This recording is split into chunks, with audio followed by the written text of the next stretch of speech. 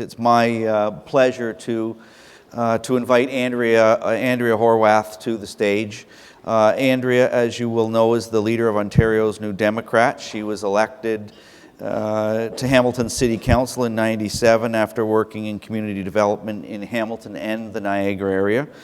She was elected to the Legislative Assembly of Ontario in 2004 by-election in the riding of Hamilton East, and she's been re-elected twice. Interesting to note that as leader since 2009, you've doubled the seat count in the Ontario legislature. So while you haven't got there all the way yet, you've done a tremendous job, and it's a pleasure to have you here today. So I'm going to join you there. Have a seat. So I know you were in the back room reading the agenda for this meeting, and you're well aware of what we're doing.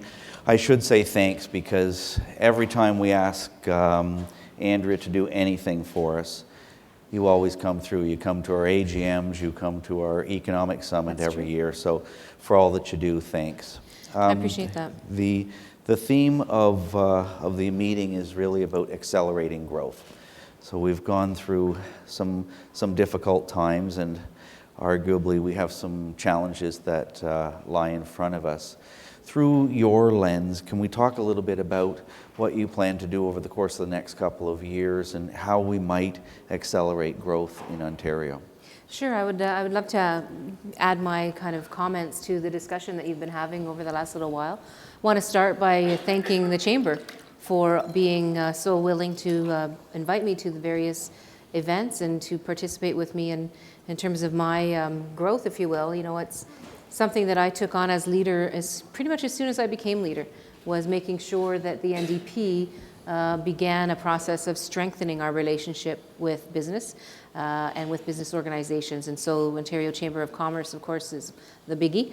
But boards of trade, chambers of commerce in local communities, BIAs, it has been a quest of mine to stay connected, because I believe that without those strong relationships, without that ability to have an open discussion where we agree and where we may not agree, we're not going to be able to grow Ontario together. And so I do want to say that I appreciate not only the work that you've done and the relationship that we've been able to have together, but many of you in this room as well.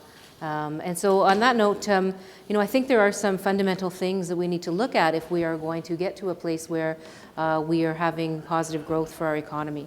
There are some fundamentals, really. They are, in my mind, making sure that we have an ability to cultivate a strong business climate here in the province of Ontario, making sure that we look at our workforce and build that 21st century workforce that we need to have, and at the same time, make sure that we are positioning our province and frankly our country in the global economy. And I think those kind of three pieces are pillars, if you will, of how we get to a place where we have greater economic growth in Ontario, which we need so desperately.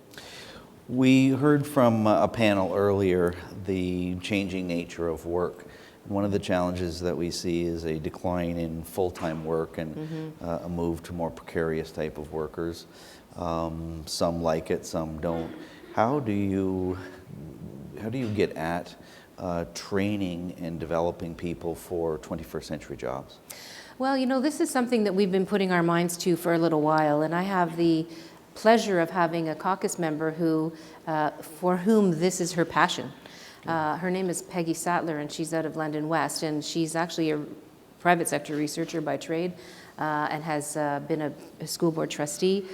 She has put together a piece of legislation, a private member's bill, that really outlines a process by which we ingrain in government the structure to require a greater integration between learning and work.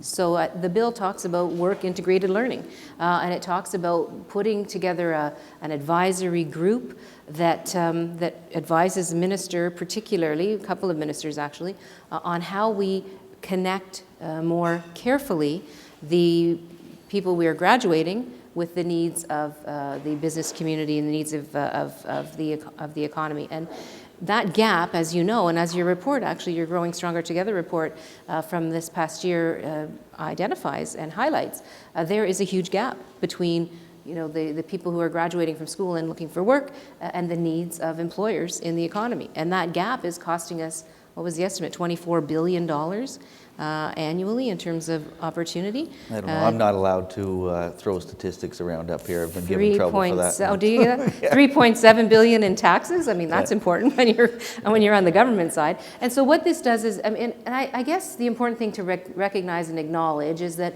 there's a lot of great stuff happening right now. I mean, there are many, many great programs that are occurring right now in colleges and university level, and there's some of that work happening, but it's not enough.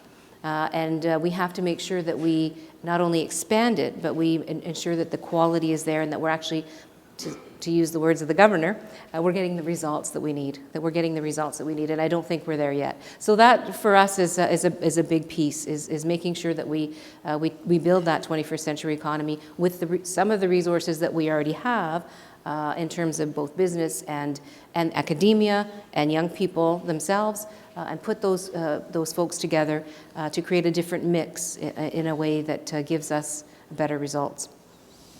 So you and I in the past have talked about sort of metamorphing the culture of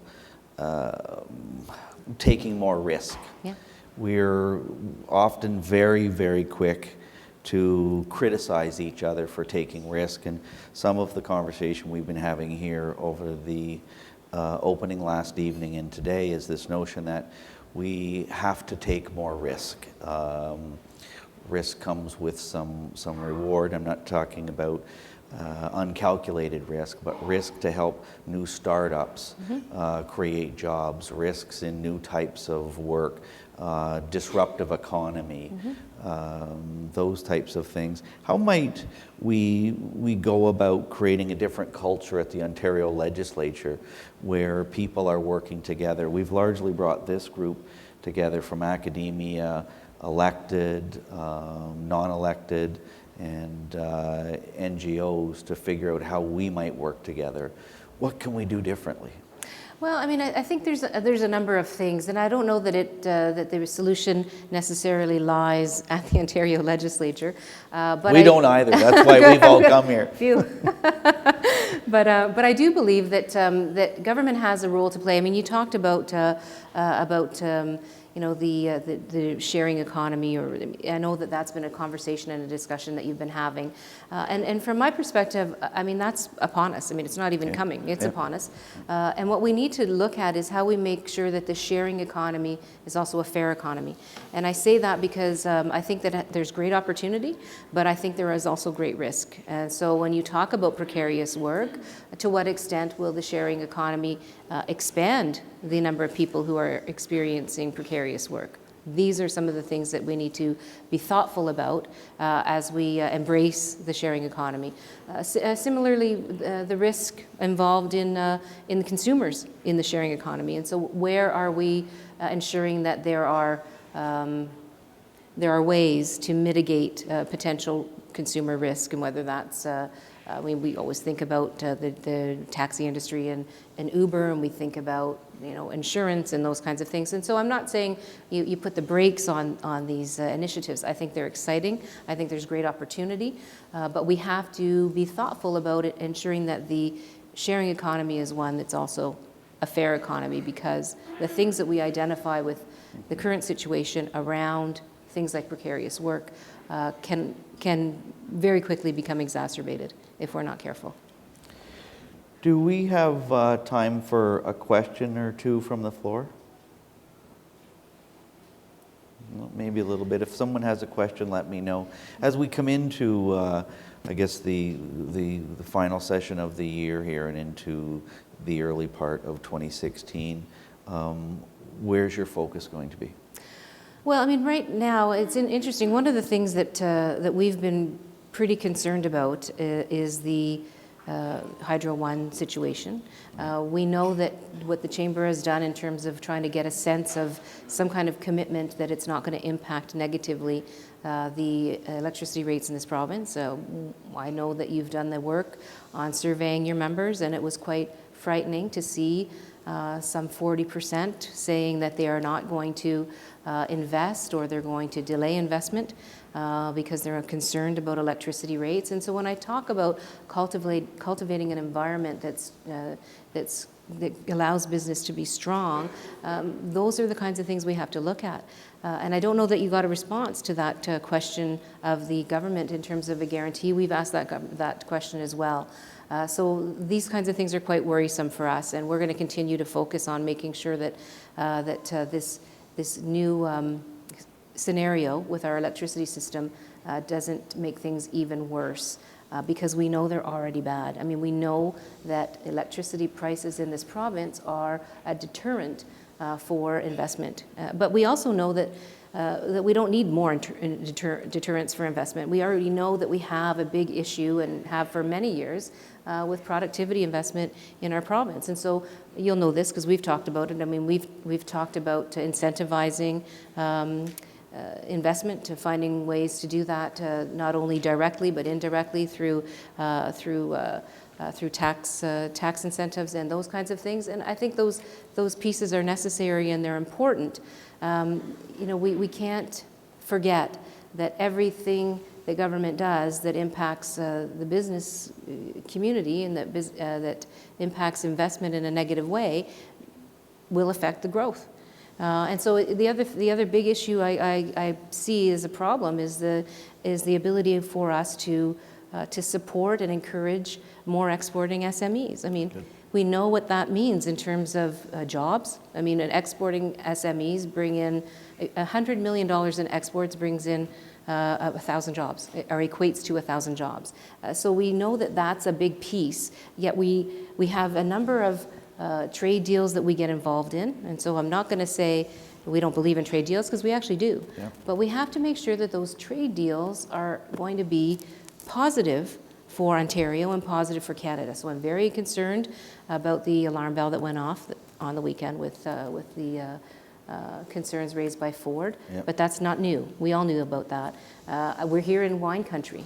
I mean, let's face it. We're here in wine country. We're also here in grape growing country. And so what is the TPP going to do? What's the impact of the TPP going to be on the agricultural sector, and particularly in this context, to grape growers and the wine industry, the Canadian or Ontario wine industry. These things are important questions. So we have to make sure that as we enter those deals, not only do we mitigate negative impacts on existing commerce, business, industry, but we also have to figure out how do we actually then take advantage of these world markets. I mean, we know that we've been tied to the U.S. economy for a long time. We know that as that economy slowed down and as our dollar rose, it caused havoc with us. But what we haven't seen is through, frankly, a number of trade deals, what we haven't seen is Canada being able to position itself, or Ontario being able to position itself to actually take advantage of the opportunities that those markets provide.